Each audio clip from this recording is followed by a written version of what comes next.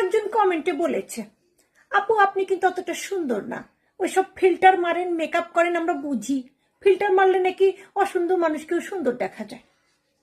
তো তাদেরকে একটা কথা বলছি, হ্যাঁ আমি অতটা সুন্দর না যতটা ফিল্টার মারলে আমাকে দেখা যায়, তাই বলে অতটা খারাপও না যতটা হয়তো আমাকে আইডি কার্ডে দেখা যায়, বুঝছো?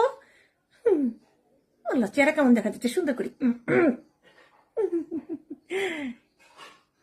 কি ফিল্টার মারি?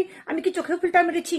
চোখটা চেঞ্জ হয়ে গেছে, ভুরুটা যদিও আঁকাইছি, সুন্দর লাগতেছে, সুন্দর লাগতেছে। গালেও তো মেকআপ করাচ্ছি।